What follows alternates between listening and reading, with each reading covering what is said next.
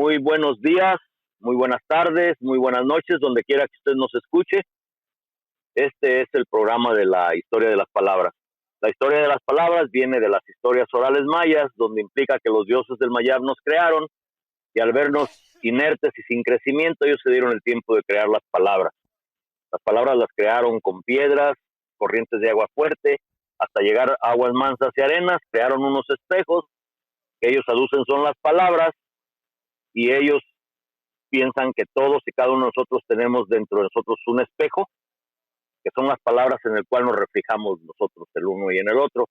En el reflejo los dos somos dos en uno, crecemos y al separarnos obtuvimos un poquito el uno del otro. Maestro García, pues hoy tenemos sobre la situación del Día de los Muertos alguien que nos explique un poquito mejor de dónde viene y qué es esto, qué hay atrás de estas celebraciones. ¿Cómo está, maestro García? Pues más o menos aquí, pues ahí, me tocó recibir el mentado booster de la vacuna hoy a las 2, a ver si aguanto la hora. Ok. Ahí nos avisa, maestro, por favor. Ok. Sí. Y hoy pues tenemos de nuevo al maestro Iván Gómez, él es antropólogo en México, da clases en México y pues vamos a tratar de ver cómo mejor entendemos, tal vez a través de nuestras experiencias y lo que él ha estudiado y visto, la celebración que ya está aquí, ya está frente a nosotros del Día de los Muertos y lo que yo no sabía del Chantolo, de la comunidad de Huastecas. Maestro Iván, ¿cómo está usted? Bien, buenas noches, gracias por la invitación. Pues mire, maestro Iván, nosotros, aunque usted ya participó con nosotros, siempre le pedimos a la gente que por favor nos dé un poquito de su persona, algo fuera de usted como maestro, como antropólogo, como persona que ha estudiado estas situaciones, sino como persona, para que el público se sienta un poco más familiarizado con usted. ¿Dónde creció? ¿Dónde es? ¿Qué travesuras hacía? Y no sé. Me parece una manera muy buena para presentarse uno. Les voy a contar una anécdota. Mi padre era marino y fue durante tiempo capitán de puerto en varios puertos mexicanos. Entonces eso obligaba a mi familia a moverse mucho. Entonces yo viví en Cozumel, viví en Veracruz, viví en Guadalajara, viví en la Ciudad de México, viví en Puerto Peñasco, Sonora, y a mí fue de los que menos me tocó, o sea que me la pasó moviendo. Mi papá era marino y mi madre era, pues era ama de casa, pero venía de una tradición totalmente diferente. Ella, precisamente de la zona de la Huasteca, Agua. Y mi padre era de Veracruz y de origen totalmente europeo. Bueno, eso decía él. Y en su acta de nacimiento decía eso. En ese tiempo, cuando él nació, para Veracruz, cada niño que se registraba venía claro que si pertenecía a los blancos o a los indios. Mi papá decía, nació fulanito no indígena, subrayado con mayúsculas. O sea, entonces, digamos, mi familia traía el conflicto de alguna manera, aunque no necesariamente consciente, entre esas dos características, ¿no? La parte paterna, que era de origen portugués, y del otro lado materno, que era Nahua, de la Huasteca, precisamente donde se hace el Chantolo. De ahí venía mi raíz. Y se conocieron en la Ciudad de México. Mi madre, muy jovencita, se la trajeron para acá. Y mi abuela no le enseñó el náhuatl, no le enseñó para protegerla, porque era una práctica común. El náhuatl era considerado una lengua que si la hablabas podían burlarse. Entonces, para evitarlo, para protegerla, y así lo hacían muchos de ellos, no te enseñaban la lengua, lo cual era una cosa terrible. Entonces mi madre no aprendió, aprendió muy poquito. Y ya grande empezó a aprender el náhuatl. Bueno, pero esta circunstancia de los orígenes se expresó en la anécdota que les voy a platicar. Es que cuando llegábamos a la Ciudad de México, después de venir de alguno de los puntos que les comenté, Cuando pasamos por la Avenida Reforma, ahí está el monumento que tiene, que en 1910, a Cuauhtémoc. Y entonces mi mamá, éramos muchos hermanos, éramos nueve. Y mi mamá nos formaba, éramos una hilera de niños, y nos decía, saluden a su abuelito. Y mi papá se enojaba, bueno, era entre broma y no, ¿verdad? Se enojaba y decía, ¿por qué les metes esas cosas a tus hijos, a mis hijos, no? ¿Por qué les metes esas ideas a mis hijos? O sea, de que son indígenas. Entonces, yo crecí con esa circunstancia, que por cierto es muy diferente cada uno de mis hermanos, cada uno lo vivió de maneras muy distintas, es curioso cómo. Y bueno, yo me quedé atravesado por esa circunstancia de ser hijo de tan diferentes. Un poco, creo que así nos pasa como pueblo, ¿no? Al pueblo mexicano. Somos un pueblo atravesado por muchas culturas, por muchas tradiciones, y vivimos con esas circunstancias. Y pues ya, eso fue tal vez lo que me llevó a la antropología. Y entonces, digamos que yo soy una persona que empieza seriamente las muchas culturas que existen, así claro, procuro no idealizarlas, ¿no? Porque eso también es una cosa recurrente que pueda sucedernos. Y bueno, esa es la anécdota que les quería platicar de mí, que un poco me pinta, aunque yo no quisiera, aunque yo no lo quisiera, me pinta, no lo puedo evitar. Al parecer, maestro, esta forma de pedir una introducción a las gentes fuera de su figura pública o de sus capacidades o lo que les ha pasado, nos da la oportunidad, yo creo que de conocer otros aspectos que no encontraríamos si no fuéramos directamente al tema. Y a veces abre las puertas a muchas posibilidades en estas pláticas, porque yo creo que en México, nosotros los mexicanos vivimos en una ambigüedad bastante seria, ¿no? Entre rechazar y abrazar lo indígena, en no entendernos claramente ¿no? Ensalzar, elevar a un pedestal a lo indígena, pero luego usarlo como epíteto de desprecio, ¿no? Como que esa ambigüedad. Estoy confuso yo también en eso, o sí usted como antropólogo lo ve con mayor claridad.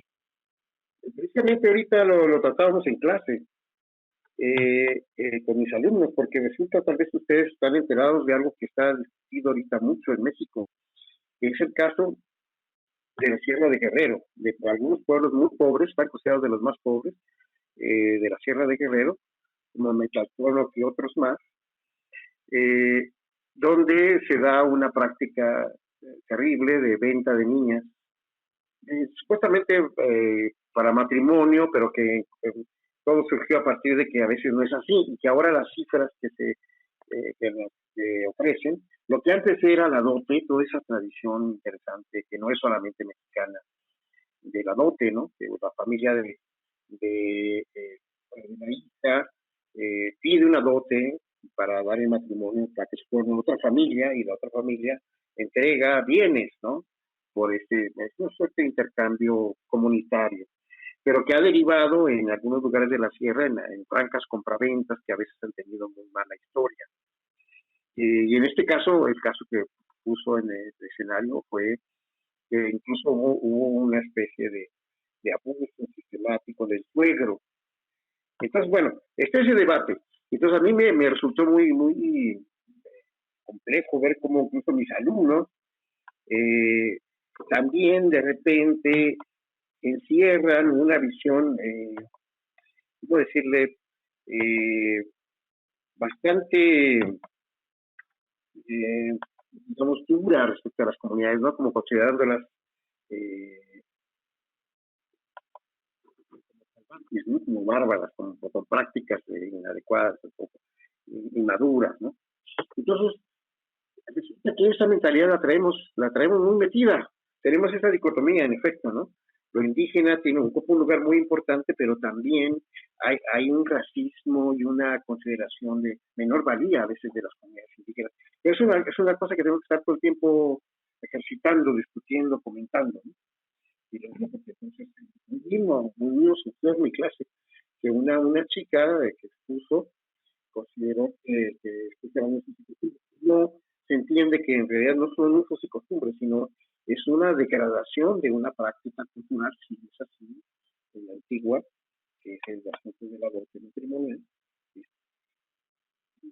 Por razones son zonas en las que el crimen se ha señalado por desgracia y la inflación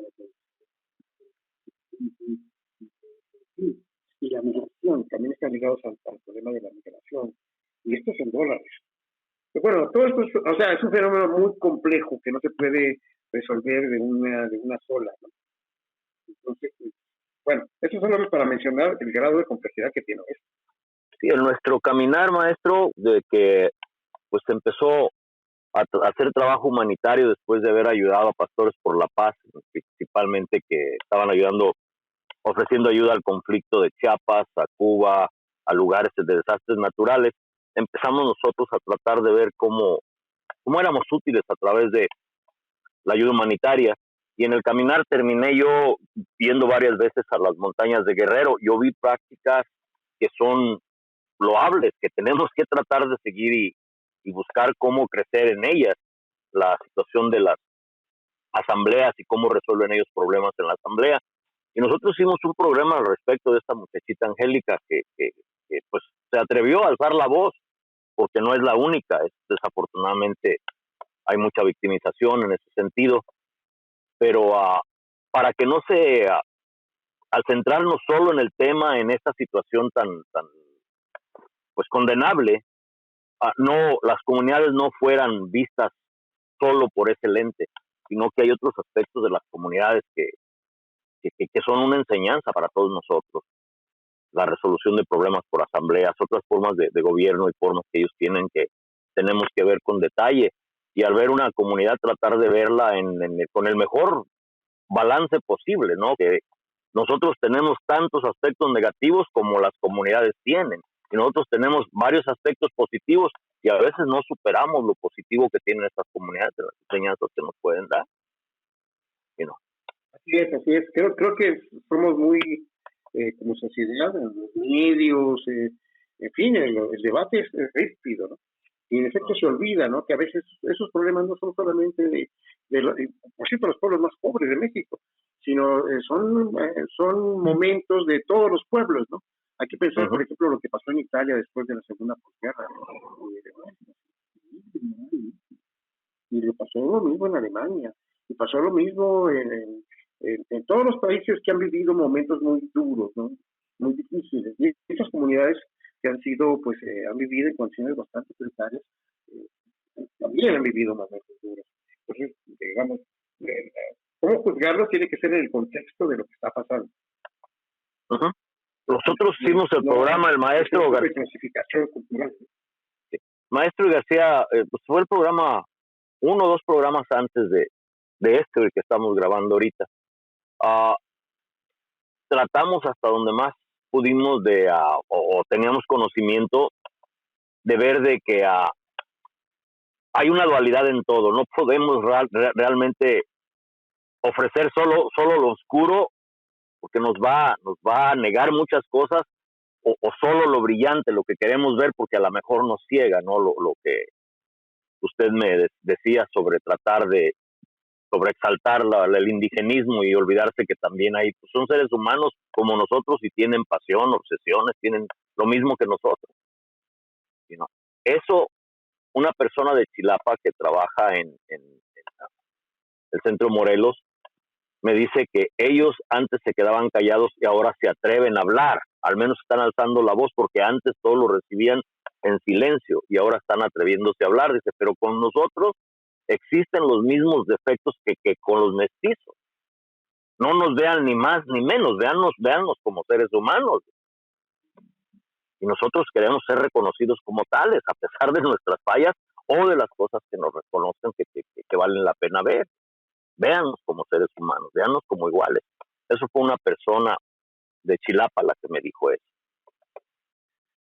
Pero, maestro García, lo estamos dejando muy a la deriva. ¿Qué piensa de todo esto? No, pues es interesante, y sobre todo con nuestro invitado de esta noche, que es antropólogo. Es muy interesante para mí que hay gente que dice, no, pues esta práctica de la venta de niñas es algo de los indígenas, pero eh, hay que reconocer que en cuanto a la ley que introdujo los gachupines, era lícito las relaciones con niñas de 13 años. Entonces, es algo que de una perspectiva para mí patriarcal, que no se puede decir que no, viene de lo indígena, viene de lo gachupín, porque pues se me hace que hay en los dos corrientes culturales y legales existen estas prácticas que dan cierto, bueno, pues que, que avalan a ciertos comportamientos que nosotros no podemos aceptar ya.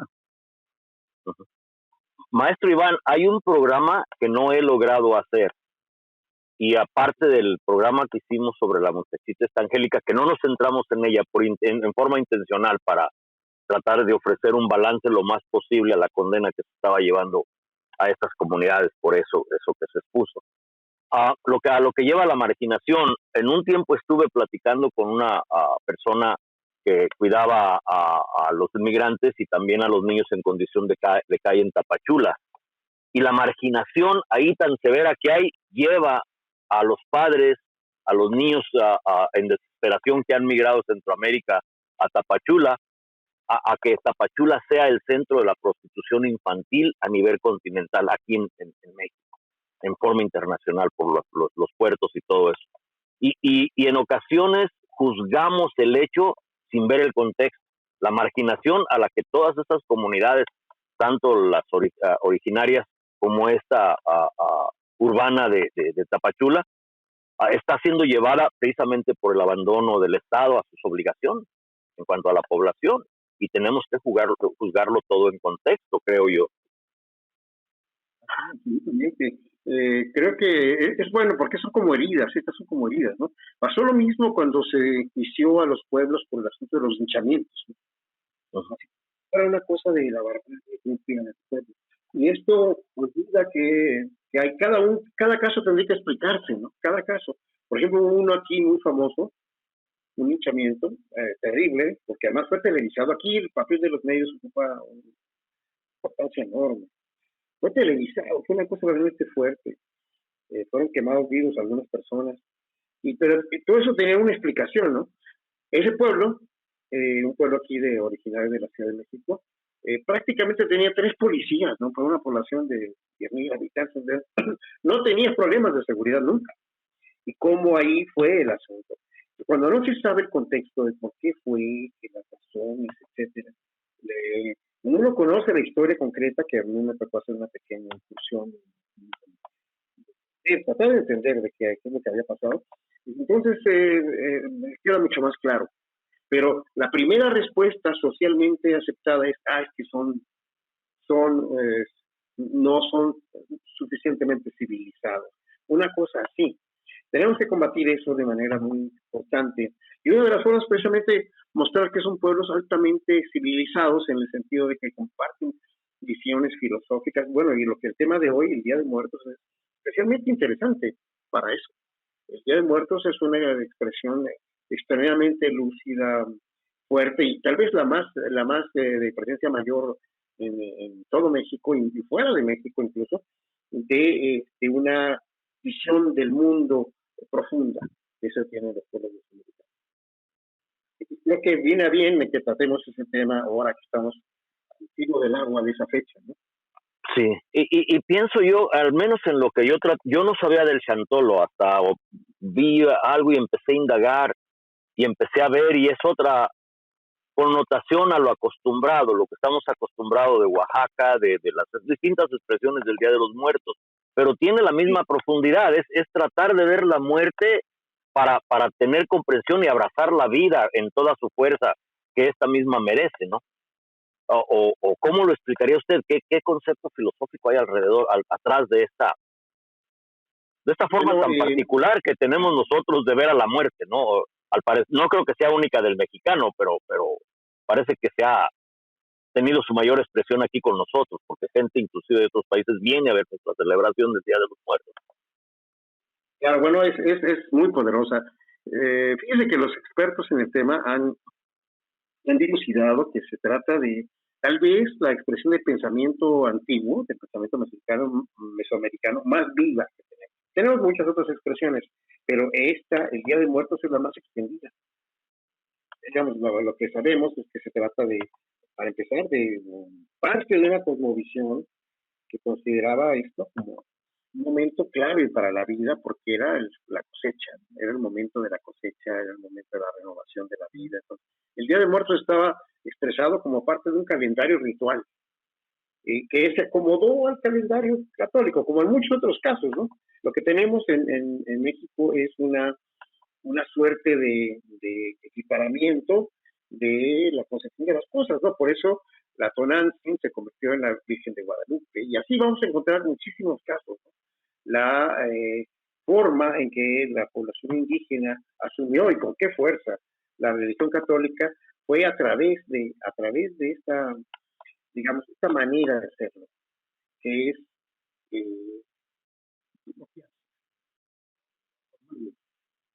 de la guadalupana, pues está la Tonantzin. Ahorita, por cierto, tenemos una, y tal vez sería interesante que esto me convirtiera también en un programa, una exposición extraordinaria que se llama La Grandeza Mexicana. En verdad es un regalo en el Museo de Antropología y en el edificio de la SEP, donde intentan, en efecto, cruzar, ¿no? Todo lo que ha sido la cultura mexicana, en todos sus planos, desde la cuestión arqueológica, que es la más fuerte, pero también la cultura popular actual y los grandes artistas, ¿no? Combinados en una visión de lo que es México.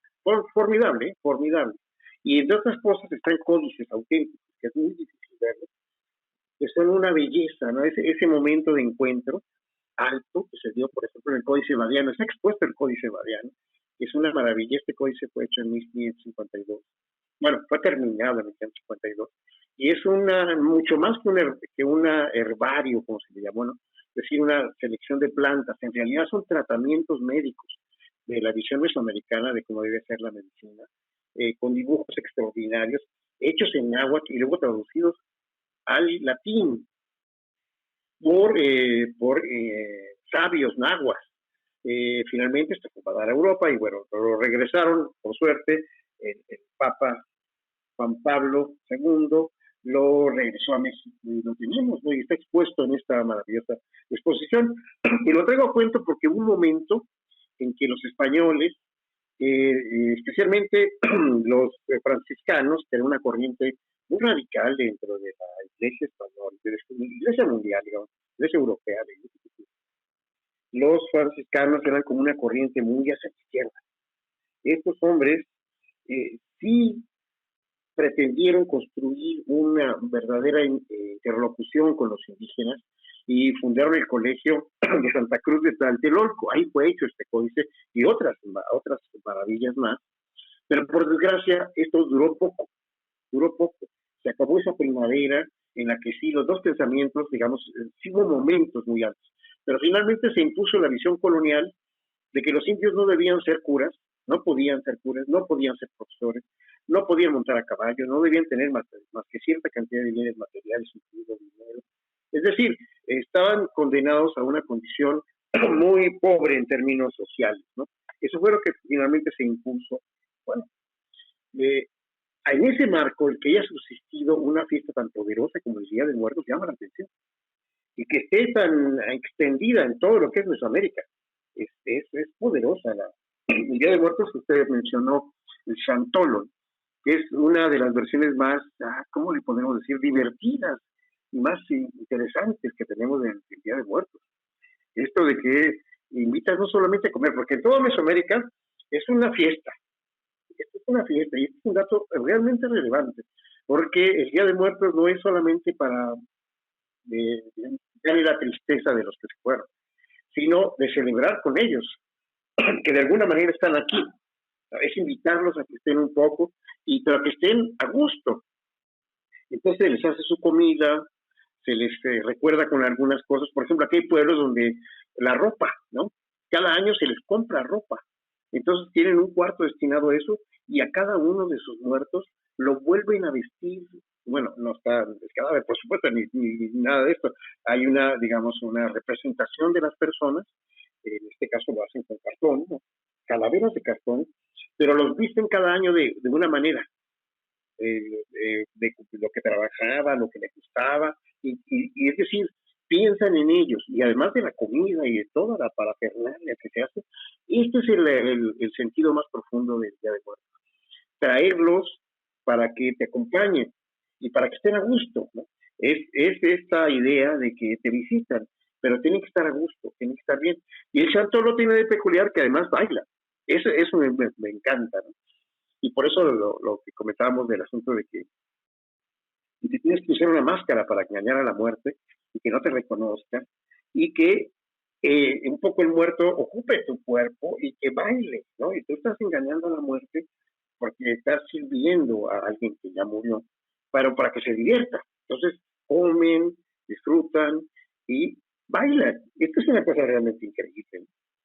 Esto, digamos, me parece que es una de las cosas más incluso simpáticas, ¿no? Y voy a decir una cosa más, para que participe el otro maestro, por favor, que es el asunto de los olvidados. A mí me conmueve, esta parte a mí me conmueve. Y esta la he visto aquí, en los pueblos de la Ciudad de México. En los pueblos que casi nadie visita, que no son turísticos, pero que tienen tremendas fiestas de Día de Muertos. Consiste en que el altar está para tus muertos, pero también ponen una vela y comida para alguien que no conoce. Esta vela es para los olvidados. O sea, esto supone que hay gente que ha sido olvidada por sus familias, su gente, que se olvidó, y entonces ellos andan vagando y no saben qué hacer. Y esto es malo para el mundo, esto es malo para los vivos, esto es malo para la cosecha, pero es malo para la vida. Entonces, tú los invitas. Entonces hay pueblos donde a determinada hora de la noche se va de casa en casa a cada una de las ofrendas y se pide un cabo de vela ya usado y parte de la ofrenda y se va juntando. Yo lo he hecho ese recorrido, y entonces al final uno tiene ya una bolsa grande llena de las ofrendas, parte de las ofrendas de cada casa, o sea, es una ofrenda colectiva, y muchas velas. Entonces llegan a la iglesia y toda la iglesia la iluminan con esos cabos de vela y ponen la ofrenda. Esa gran ofrenda es para los olvidados. Y eso, si alguien dice que eso no es filosofía, pues me gustaría que me lo sostuviera, porque eso es una concepción del mundo. Pensar digamos, que tiene que haber solidaridad todo el tiempo, ¿no? Que finalmente eso es una solidaridad entre nosotros, ¿no? Es la idea de que los muertos serán muertos realmente cuando se olviden. Mientras no se olviden, están vivos en nosotros, porque son parte nuestra. Eso me parece que es uno de los principios. Ahí la dejaría.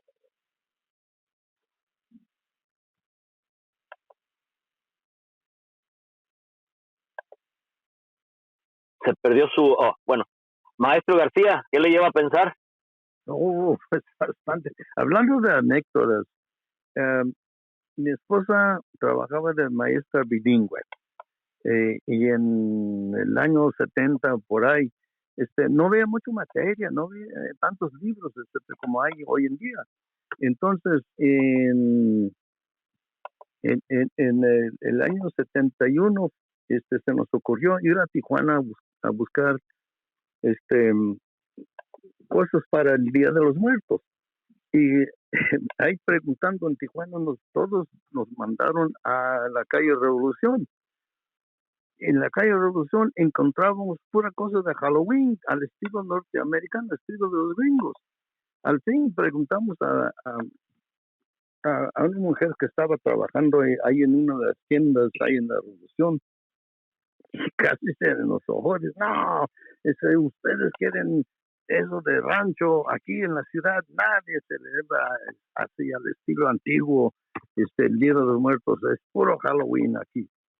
Pero no era cierto, y poco a poco se nota que se va recobrando fuerzas. Hay celebraciones, claro que impulsados por el comercio, pero por todas partes. El Día de los Muertos, el Día de Muertos ya no es un día o el triduo de los 3 días, pues se llevan 2 o 3 semanas para que cada escuela, cada pueblo, cada lugar puede tener su fiesta de Día de Muertos. Entonces, este es a una manera quizá demasiado comercializado, pero es la renovación de la costumbre. Esa es una perspectiva.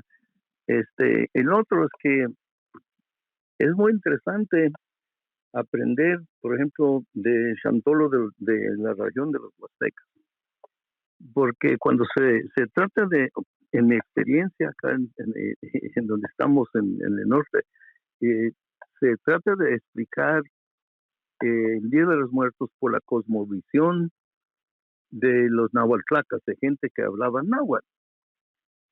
Pero cuando dan ejemplos de cómo celebrar, siempre hablan de Pátzcuaro, de Janitzio, hay de los Purépecha, o de Oaxaca, hay de Zapoteco o Mixteco. Entonces, y ya conociendo los costumbres, etcétera, del Chantolo, entonces, esto es algo que abarca todos los grupos, no solamente los nahualtacos. Hay algo, tratar de, al menos en mi mente, algo que yo observé, al menos con los pueblos de la montaña, también la celebración a los que perdieron la vida en forma intempestiva, ¿no? Que fueron asesinados, que murieron antes de tiempo, todo eso es parte también de la visión de la celebración de ellos, tratar de recordar inclusive a los que se fueron en forma imprevista. Ahí son varios días, ¿no? Sí. Es el día de los que murieron niños, es el día de los suicidas, de los que murieron en algún accidente o algún asesinato, el de los suicidas también. O sea, es una cultura extraordinariamente detallada. Pero además, no es solamente el Día de Muertos, ese también es un asunto muy importante. No solamente es el 2 de noviembre o el 29, o sea, de los varios días que es el día, que es esta celebración de muertos, sino es cuando aparece la muerte. Hay la muerte en una familia. O sea, la concepción de Día de Muertos es más allá de una celebración de una fecha. Es una concepción de las cosas. Les voy a contar un poco de uno de los pueblos aquí. De mi experiencia más directa ha sido con los pueblos de la Ciudad de México y de zonas cercanas. Por ejemplo, la práctica del enterramiento. Además del novenario, no me voy a detener en todo eso, ¿no? Me voy a detener en el asunto de cuando van a ser enterrados en el patio. Esto es impresionante porque son pueblos que están ya en la zona urbana, totalmente urbana, en Iztapalapa, que tiene casi 2 millones de habitantes. Iztapalapa. Entonces, ya sus tierras de panteón están lejos del pueblo, del centro del pueblo. Todo está lleno de casas y atraviesan avenidas muy grandes. Entonces ellos, el día que hay un velorio, más bien el día que va a ser el entierro, o 9 días después, el día que va a ser el entierro, van, atraviesan toda la zona urbana, que ya no es del pueblo, y llegan al punto en que paran la calle en una avenida gigante, no la paran, porque son cientos de personas, y finalmente llegan al panteón, y el panteón es de ellos. Ellos han peleado, muchos han perdido las tierras aquí en la ciudad por el crecimiento urbano, pero muchos conservan sus panteones. Eso sí, lo defienden con las uñas. Es importantísimo el panteón. Entonces resulta que los panteones comunitarios no tienen enterradores. La gente, los hombres de la familia son los que hacen el agujero. Y esto es así. Nadie puede ser enterrador más que ellos. Y esto me recordó un poema de León Felipe, cuando vi cómo era todo esto. De eso, León Felipe escribe: cualquier hombre puede ser un buen enterrador. Perdón, menos un enterrador. Eso no puede serlo, porque un enterrador ya lo hace como por trabajo, ¿no? Ya lo hace sistemáticamente, sin pensarlo, sin poner el corazón en eso, porque ya es su oficio. Pero cuando uno entierra a sus gentes, no está haciendo un oficio, está cargado de una emoción. Entonces, así debe ser. Deben ser, en este caso, los hombres hacen el agujero y las mujeres preparan toda la condición. Eso puede variar, y como están cambiando los tiempos también en el papel de hombres y mujeres. Pero por lo pronto así es. Las mujeres hacen todo el adorno de flores y hacen la comida, porque esto también va a ser una celebración. Y están enterrando sus deudos. Es una cosa, me parece muy poderosa y muy importante. O sea, claro que esto tiene un principio de respeto, de cercanía, de que tus muertos son una cosa entrañable. No quiere decir que desprecies a la muerte. Esta noción que se hizo de que los mexicanos hacen de la muerte una calaverita de azúcar, como digamos, se queda en un plano muy superficial. En realidad no es así. No es que se burlen de la muerte, más bien entienden a la muerte como parte del proceso de la vida. La muerte es una contraparte. Claro que duele, claro que es triste, pero la manera de celebrarlo puede ser lo que le dé un sentido mucho más profundo, lleve mucho más allá. Y eso me parece importante para el momento en que se discute el Día de Muertos. Las emociones que implican ser tú el que está, como dicen en Colombia, sembrando tus antepasados. Tal vez tengan la concepción visual que tiene el Chantolo, ¿no? Con los 4 personajes: el vaquero, la mujer embarazada, la muerte y el diablo.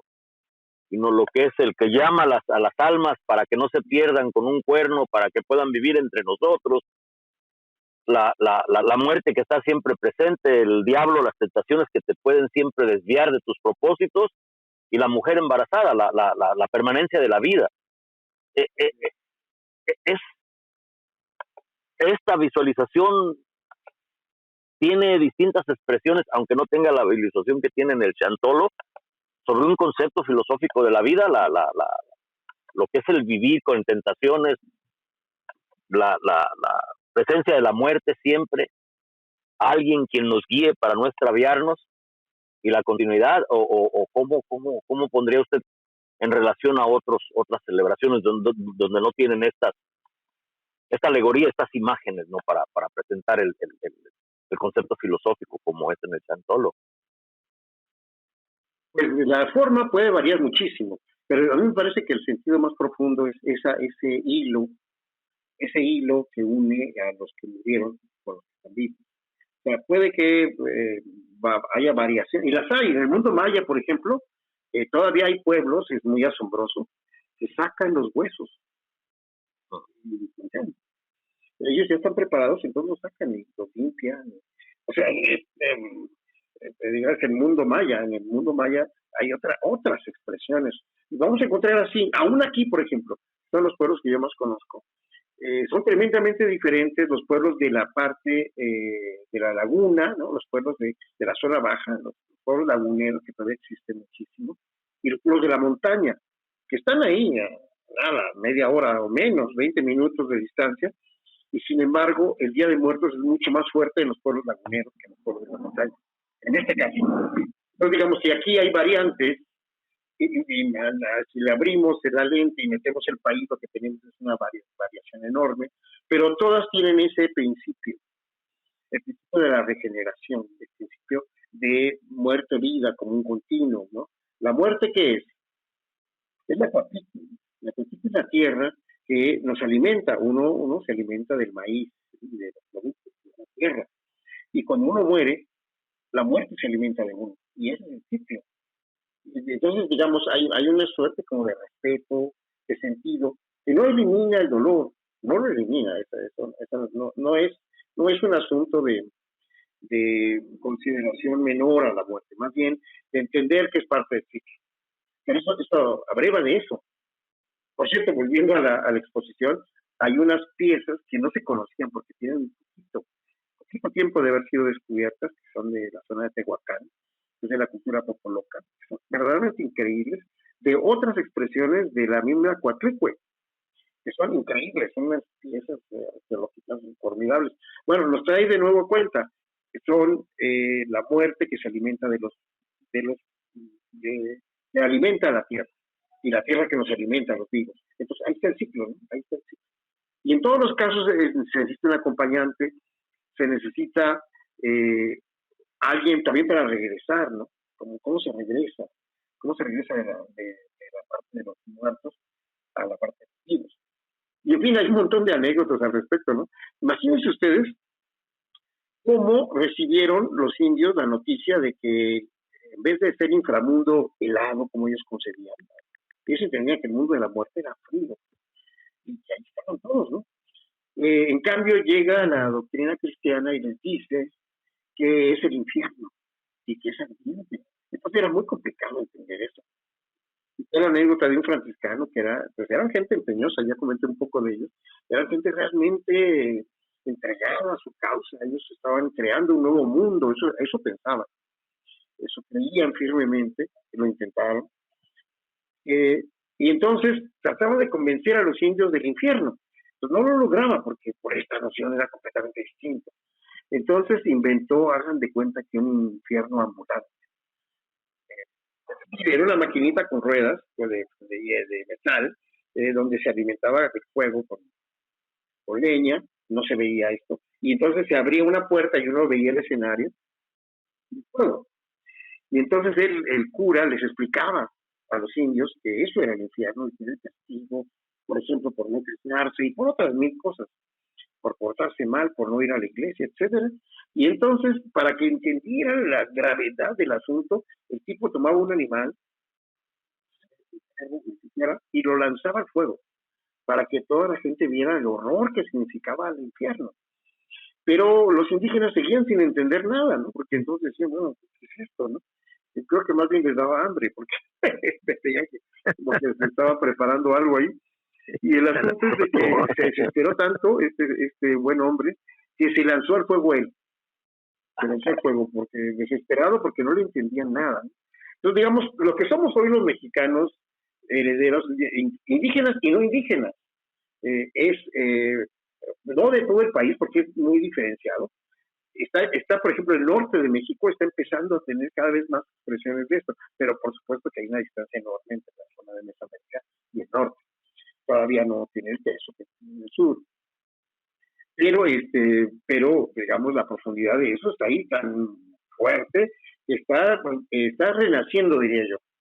A veces con formas comerciales, como se comentaba hace un momento, ciertamente, pero está ahí, con una enorme fuerza. El Día de Muertos, pues nos caracteriza de ahora mucho más que hace 10 años.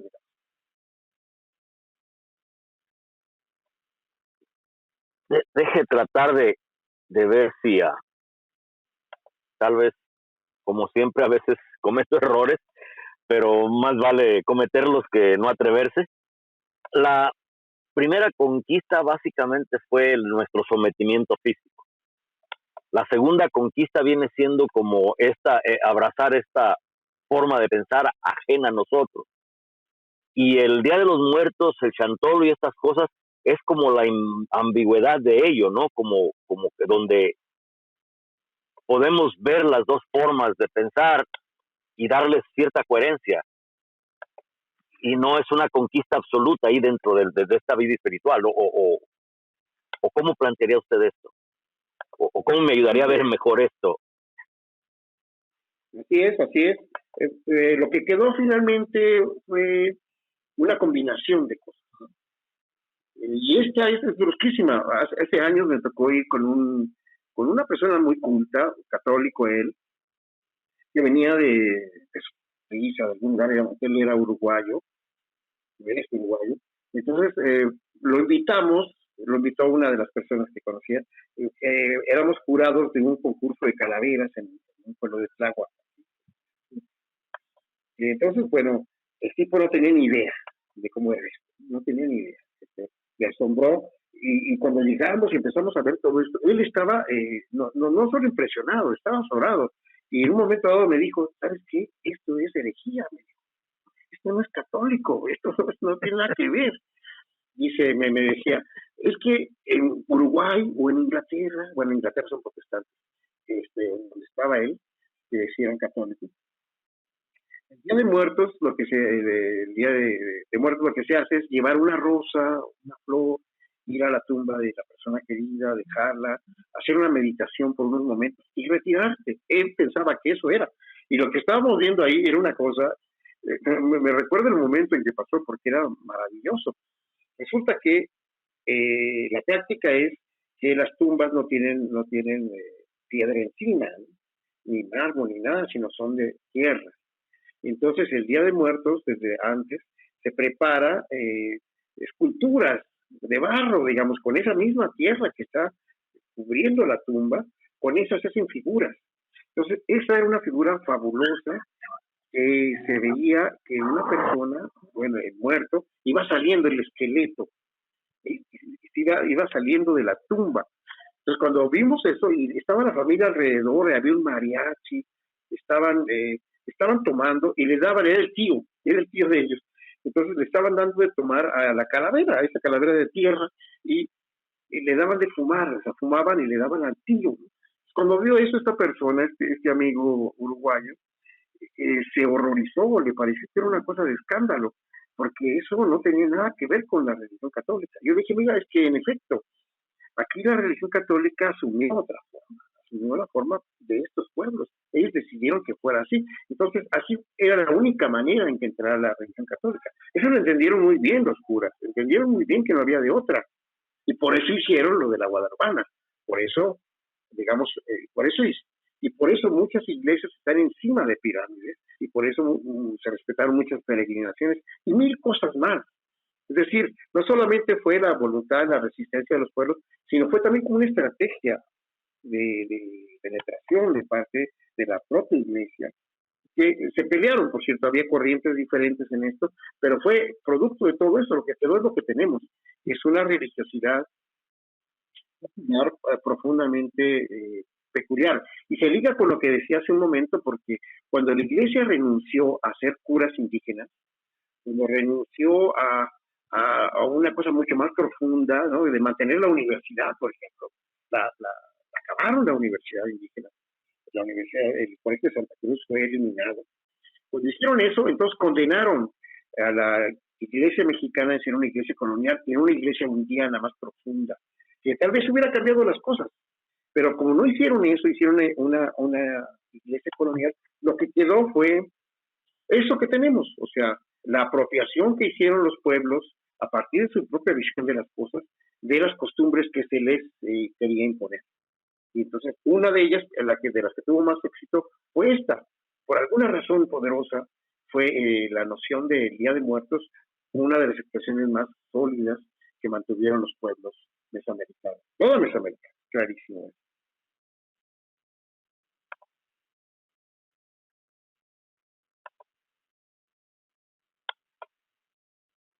Maestro García, ¿qué lo lleva? No, es interesantísimo porque acá en el norte, bueno, con lo que leí de la historia es que cuando Estados Unidos se apoderó de la mitad del territorio nacional mexicano, es que corrieron a los curas mexicanos. Entonces trajeron franceses, unos españoles, pero bastantes irlandeses de su país, de su propia orientación. Dice que compartiendo el catolicismo, pero tienen su propia visión, su propia onda. Entonces, de joven recuerdo que el Día de los Muertos consistía en que el cura iba a ofrecer 3 misas vestidos de negro y se pedían que entregáramos sobres, claro, con su ofrenda, con los nombres de los fieles difuntos que queríamos recordar para que aquel tiempo. Y hasta la fecha tratan de preservar esa práctica porque aquí en Los Ángeles hay misas en los camposantos católicos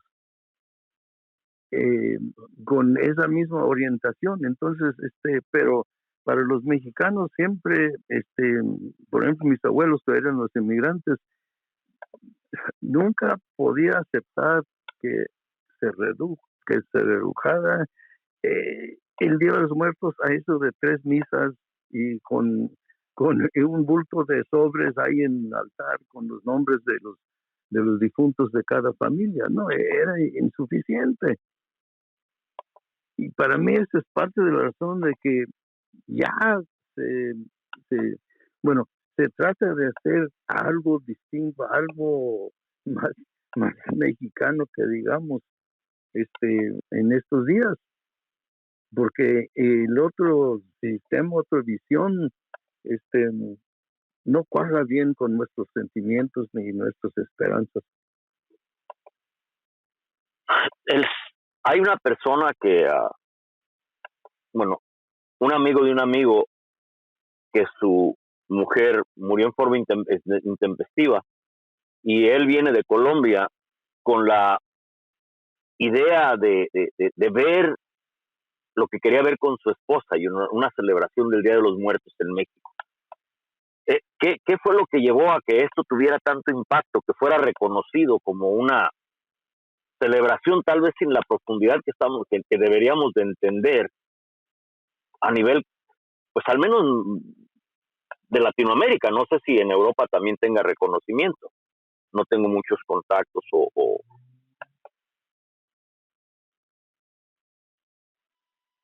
Bueno, yo creo que es curioso, ya se ha hablado ahorita del Halloween, ¿no? Sí. Durante mucho tiempo aquí hubo un debate que si Halloween o Día de Muertos, y se defendía en la televisión que ese es Día de Muertos. Pero esta discusión estaba en la televisión, no en la gente. Es simpático. En México los pueblos usan el Halloween y se lo comen, ¿no? Y lo utilizan en el Día de Muertos. O sea, porque es divertido para los niños vestirse de vampiro y esas cosas, ¿no? Que se hacen en el Halloween. Y pedir calaverita, que aquí se pedía calaverita también de otra manera. Entonces, digamos que no hubo ningún problema para los pueblos en comerse el Halloween y usar el Halloween. Entonces, para mí el asunto no es la pureza, porque no hay tal, ¿no? No. La gente utiliza las cosas que le gustan, ¿no? Que le llaman la atención. Y bueno, lo interesante de esto es que al revés, ahora se ha fortalecido enormemente el Día de Muertos. Y por ejemplo, en zonas donde no había nada, o había poco, por ejemplo, el norte de la ciudad, a diferencia del sur, el norte, los pueblos se debilitaron muchísimo desde hace muchos años. Y por ejemplo, la celebración del Día de Muertos es mucho menos impactante que el sur. Sin embargo, hace como 5 o 6 años hay un desfile de Día de Muertos enorme y que congrega todas las corporaciones culturales, digamos, de la zona. La gente de los pueblos, que son pueblos muy urbanizados, muy debilitados en muchos aspectos, pero han encontrado en la celebración colectiva de Día de Muertos un espacio que les viene bien. Esto es un invento reciente, pero sin embargo da cauce a una aspiración. Y esto ha propiciado que se renueve esta idea del Día de Muertos. Yo incluso he visto, por ejemplo, en Sonora jamás se acaba una cosa así. Pues ahora sí, ahora hay gente incluso amigos míos, gente que vivía en mi casa, por cierto. Entonces veía como, pues yo hago mi prenda, mi madre la hacía, ¿no? Mi madre que venía pues de esa cultura, y hacían ofrendas todos los años, y pues yo también, y mi hija estoy seguro que lo van a continuar. Entonces, estas personas veían esto y les gustó y se lo llevaron. Pero yo no digo mi caso, es mucho más amplio. Ya se está celebrando en muchos lugares que antes no. Y aquí ha tomado una fuerza increíble. Y también, por ejemplo, los turistas. Eso tiene poco, ¿eh? Y me temo que sí tiene una parte comercial muy fuerte, pero a mí no me parece que sea algo particularmente serio, mientras no se perturbe como se hace abajo, ¿no? Ahora el turismo de estos días es asombroso, todo el mundo se pinta de calavera, eso no pasaba hace 10 años. Eso no, eso es muy reciente y tiene que ver con una famosa película de James Bond, donde él echó mano, el director, echó mano de aquí hay una fábrica de artes y oficios muy importante, que tiene como 25 años. Ellos son expertos en hacer calaveras gigantes de cartón, hacen cosas muy bien hechas. Varias veces han ocupado todo el Zócalo con sus figuras gigantescas. Unos expertos. Bueno, pues el director pues no sé, de Hollywood, no sé de qué haya sido, esta película de James Bond, hicieron un desfile espectacular con estas figuras que hicieron esta fábrica de artes y oficios de aquí, que son los expertos. Entonces, tuvieron seguramente financiamiento y bueno, se hizo un portentoso desfile de calaveras y gustó muchísimo. Y a partir de eso se ha replicado y todos los años ya hay ahora un Se inventó una tradición, digámoslo así, pero que tiene raíces verdaderas, ¿no? Pero junto con eso se han hecho muchas otras cosas. Ahorita están los maxicráneos en avenidas principales, de artistas de reconocimiento y otros que van empezando, cada quien hace una propuesta de un cráneo gigante de distintos materiales. Creo que se les da ya un cráneo base, blanco, digamos, ellos lo tienen que pintar. Entonces tenemos así un rosario de imágenes así en Paseo de la Reforma y en otros lados, y toda la ciudad se llena de eventos y de cosas que tienen que ver con Día de Muertos. A mí me parece que está bien, o sea, yo no soy quien para juzgarlo, pero me parece que esto no redunda en que se acabe la tradición de los pueblos lo siguen haciendo con la misma fuerza o hasta más que antes.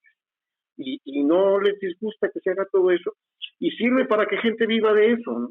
Entonces ahora a los turistas les encanta, porque uno ve, ¿no? Son gente que no se parecen a los chilangos de acá, todos disfrazados de calaveras, y hay gente que los pinta en la calle. Tienes miles de calaveras el Día de Muertos estos días en la Ciudad de México, que le da una personalidad muy especial, pero sí tiene un origen comercial. Aunque si uno lo ve con más cuidado, este origen comercial está nutrido de una tradición que ahí está. Entonces yo no le veo problema, yo no lo criticaría en sí. Me parece que es parte del proceso.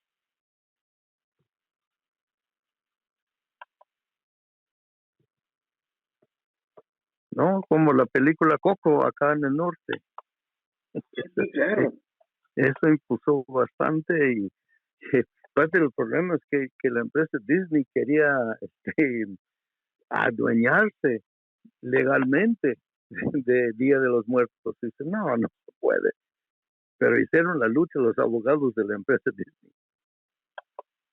Tenemos unos cuantos minutos ya, maestro, al menos en lo que usted está hablando y lo que he visto sobre la situación de Chantolo, que está bien arraigado, pero también lo consideran no solo una tradición y una profundidad de sus formas de ser y pensar, sino también como una forma de subsistencia económica. Vienen turistas, viene todo y hay una renovación económica que le da mayor fuerza a la celebración. Y creo que también Oaxaca tiene ya también ese reconocimiento y en otros lados, pero nos quedaríamos solo con lo superficial o cree que alcancemos a ver la profundidad de esto, ¿no? De abrazar o ver el ciclo de la vida y la muerte, de ver la muerte con su dolor y todo como una renovación de la vida. ¿Cree que logremos entrar a estas concepciones filosóficas o simple y sencillamente nos quedemos en lo superficial? Yo estoy convencido de que sí. Por ejemplo, mañana, que por cierto voy a presentar el video de las danzantes. Ahí mismo, después de que termine mi parte, digamos, se va a hacer una celebración de Chantolo, aquí. Yo lo veo perfectamente vivo. Entonces no tengo problema porque se use, digamos, de otras maneras, que esto le dé colorido a muchos espacios de la ciudad, que es asombroso la calidad que tienen ya estas cosas en la ciudad, tienen una calidad alta. Entonces, bueno, es un atractivo para la ciudad y no cambia la celebración en los pueblos. Al revés, yo creo que ahora hay mucho más interés que antes. Ahora yo veo más fuerza. Es parte de un proceso más amplio de fortalecimiento de lo identitario, que creo que un poco hablé de eso la vez pasada.